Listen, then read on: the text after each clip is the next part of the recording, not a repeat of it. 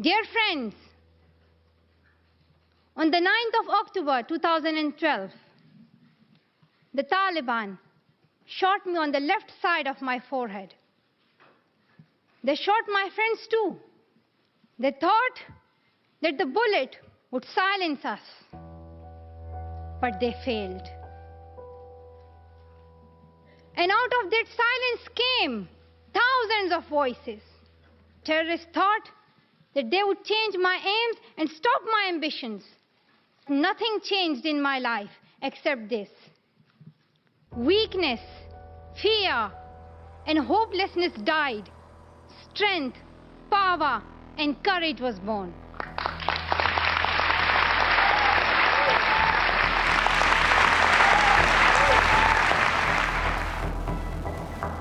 Today, youth of the world are taking over the United Nations.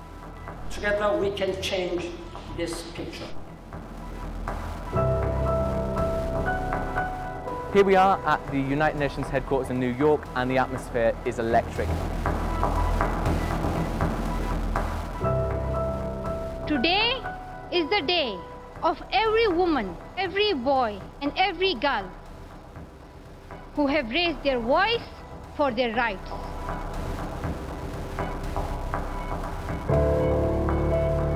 You will have no doubts about the action you should take.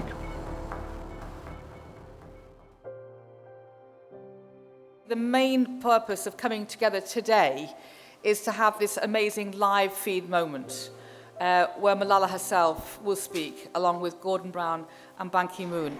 I think the great joy of an event like today is that there's a live audience witnessing something that's a historic moment and suddenly realising between them that actually we all feel in our own way that we ought to do more.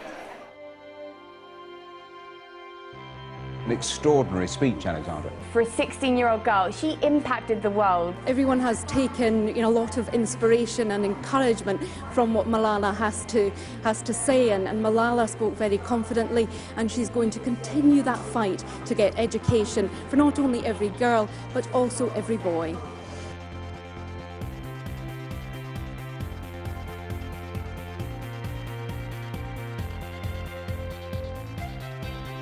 Let us pick up our books and our pens.